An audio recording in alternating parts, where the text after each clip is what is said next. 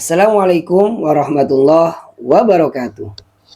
Selamat datang di Catatan Perjalanan, tempat kita menggali kisah-kisah inspiratif, pemikiran mendalam, dan perjalanan hidup para tokoh Islam yang memberikan kontribusi luar biasa bagi dunia. Dalam setiap episode, kami akan menyelami cerita-cerita penuh hikmah dari para ulama, pemimpin, ilmuwan, dan figur muslim yang menjadi teladan sepanjang zaman.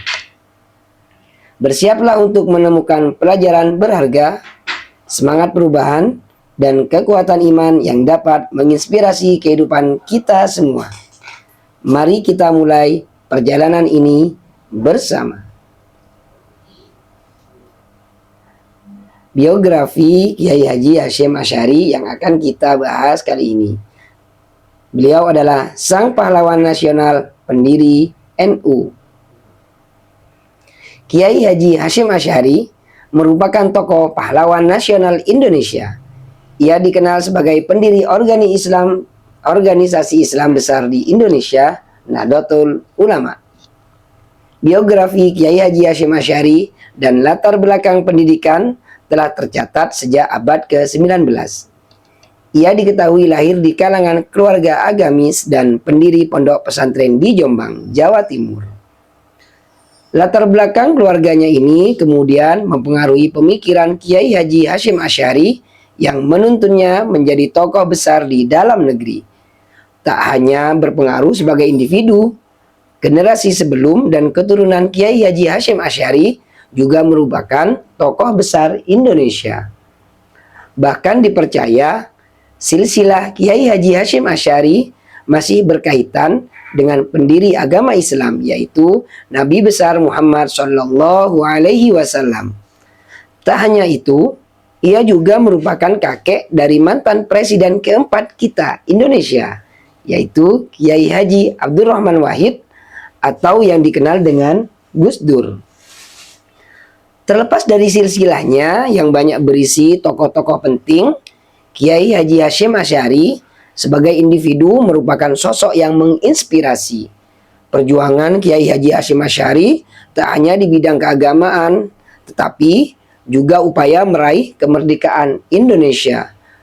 Pengaruh Kiai Haji Hasyim Asy'ari masih sangat besar hingga saat ini, khususnya di kalangan pengikut Nahdlatul Ulama. Kiai Haji Hasyim Asy'ari lahir dengan nama Muhammad Hasyim pada tanggal 14 Februari 1871 di Jombang, Jawa Timur. Ayah beliau bernama Kiai Haji Asy'ari dan ibunya bernama Nyai Halimah. Ia merupakan anak ketiga dari 11 bersaudara. Muhammad Hasyim lahir dari kalangan keluarga agamis dan pendiri pondok pesantren besar di Jawa Timur. Ayahnya Kiai Asy'ari adalah pendiri pondok pesantren Keras yang berdiri di Desa Keras, Jombang. Sang ayah dulunya juga merupakan seorang santri yang berguru pada Kiai Usman, pendiri pondok pesantren Gedang. Kiai Usman adalah kiai terpandang di Jombang kala itu, sekaligus ayah kandung ibunda Kiai Asy'ari, Nyai Halimah. Keduanya dinikahkan pada usia yang masih sangat muda. Dalam buku Kiai Haji Hasyim Asy'ari Riwayat Hidup yang ditulis oleh Heru Sukardi menyebutkan bahwa Kiai Haji Hasyim Asy'ari kurang mendapatkan asuhan dari kedua orang tuanya. Barangkali ini ada kaitannya dengan jumlah saudaranya yang begitu banyak, sehingga kasih sayangnya terbagi. Untungnya, Hasyim memiliki kakek dan nenek yang sangat mencintai dan dicintainya. Beliau tumbuh di lingkungan pondok pesantren Gedangan, hingga akhirnya pindah ke Desa Keras mengikuti sang ayah yang mendirikan pondok pesantren di wilayah itu. Memiliki keluarga yang berlatar belakang santri dan pendidik membuat Hasyim kecil menyadari pentingnya ilmu. Ia melumat habis buku-buku agama di pondok pesantren yang didirikan sang ayah, bahkan sebelum menginjak usia remaja. Hasyim kecil juga menyerap nilai-nilai luhur yang dijunjung para santri di sekitarnya, seperti hidup sederhana, gotong royong, dan semangat belajar. Kemudian, pada saat usianya remaja, Muhammad Hasyim memutuskan untuk berkelana menuntut ilmu. Meskipun keluarganya adalah pemilik pondok pesantren besar, ia tetap rendah hati dan mau belajar di pesantren-pesantren lainnya.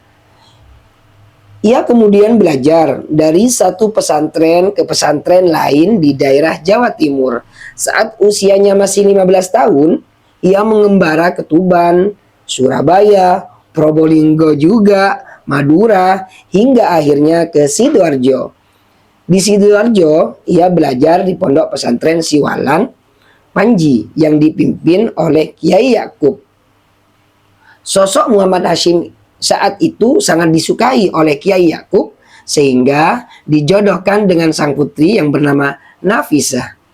Perjodohan itu diterima dan keduanya menikah pada 1892 ketika Muhammad Hasyim berusia 21 tahun. Setelah menikah, Hasyim dan Nafisah pergi ke Mekah untuk menunaikan ibadah haji. Tak hanya itu, keduanya juga berencana untuk tinggal di sana sembari belajar tentang agama Islam. Di Mekah pula, sang istri akhirnya hamil anak pertama mereka yang kelak diberi nama Abdullah. Sayangnya, tidak lama setelah Abdullah lahir, Nafisah meninggal dunia karena sakit. Inna lillahi wa inna ilaihi raji'un. Sang putra Abdullah yang dikira Hasyim bisa jadi pelipur lara kehilangan istri tercintanya malah menyusul sang ibunda. Abdullah meninggal tak sampai 40 hari sejak Nafisah meninggal. Dirundung duka yang mendalam, Muhammad Hasyim kembali ke tanah air pada 1893. Namun ia kembali tidak lama dan kembali lagi ke Mekah bersama sang adik Anis pada tahun yang sama.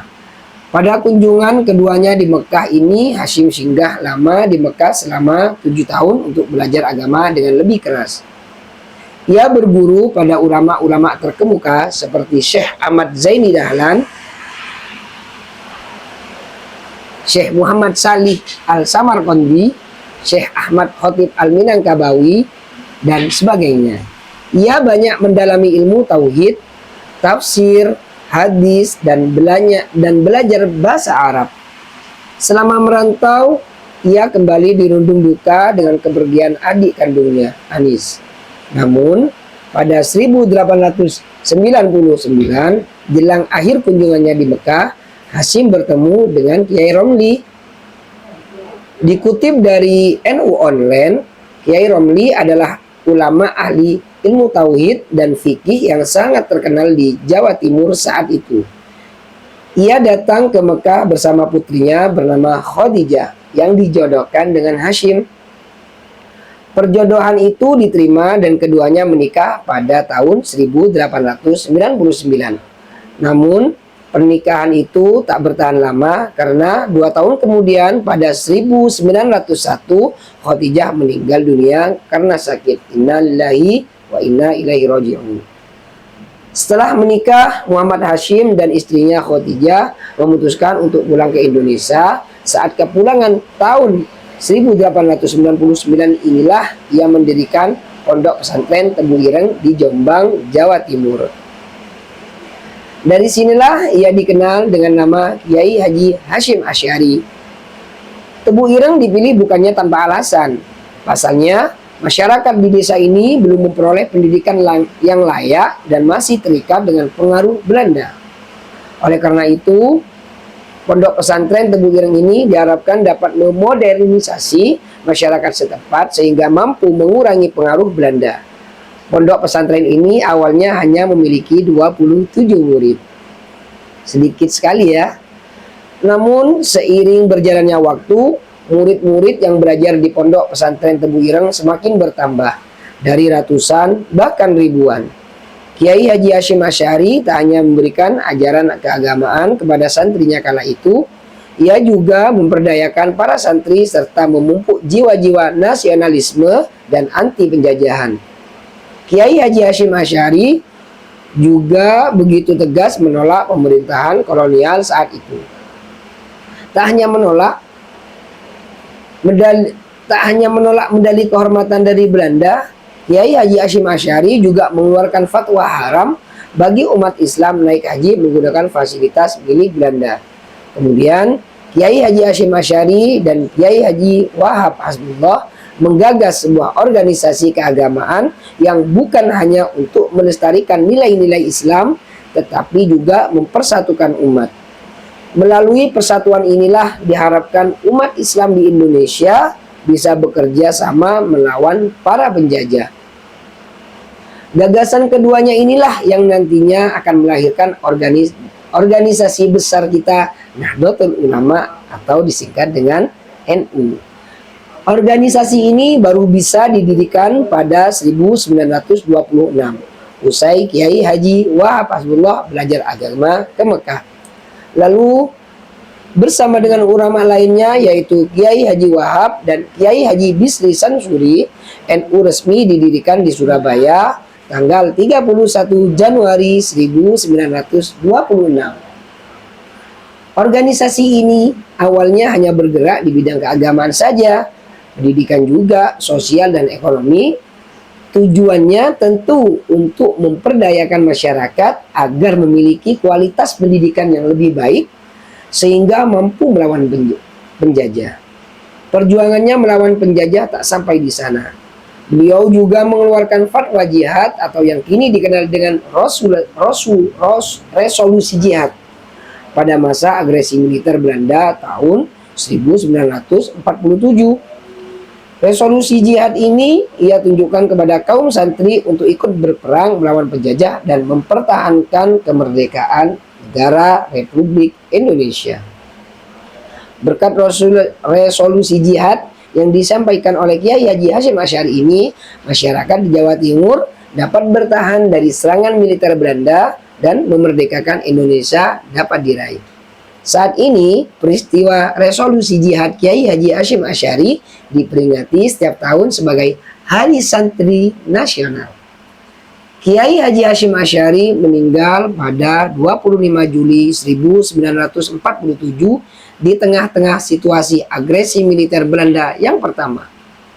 Masih dikutip dari NU Online, saat itu baru masuk bulan puasa dan Kiai Haji Hasyim Asy'ari menerima kabar bahwa Malang sudah diduduki Belanda. Kabar buruk itu begitu mengguncangnya. Saat itu ia sudah berusia sepuh, yaitu 76 tahun. Saat itu juga ia memegang kepalanya dan berteriak, "Masya Allah, Masya Allah." Setelah itu Kiai Haji Hasyim Asy'ari jatuh tak sadarkan diri. Menurut dokter ia mengalami pecah pembuluh darah otak dan meninggal dunia. Wafatnya Kiai Haji Hasyim Asy'ari itu menorehkan luka yang sangat mendalam, tak hanya bagi keluarganya, tetapi juga para santrinya. Ia kemudian dimakamkan di komplek pemakaman dekat Pondok Pesantren Tebu Ireng, Jombang. Hingga saat ini, makamnya pun masih sering didatangi oleh para peziarah yang begitu menghormatinya. Kemudian, pada 17 tahun setelah wafatnya, Kiai Haji Hasyim Asy'ari mendapatkan gelar sebagai Pahlawan Nasional Indonesia. Statusnya sebagai pahlawan nasional ini diberikan bertepatan pada bulan pahlawan pada 17 November 1964 oleh Presiden Soekarno. Ya, teman-teman semuanya, semoga dari kisah Kiai Haji Hasyim Asy'ari, perjuangannya, pendidikannya, dan membela tanah air juga, teman-teman bisa memperoleh hikmah yang banyak dan juga kita mendapatkan ilmu yang bisa bermanfaat di masa depan. Semoga di cerita ini kita semuanya diberi ridho oleh Allah Subhanahu wa Ta'ala. Dan saya akhiri, Assalamualaikum warahmatullahi wabarakatuh.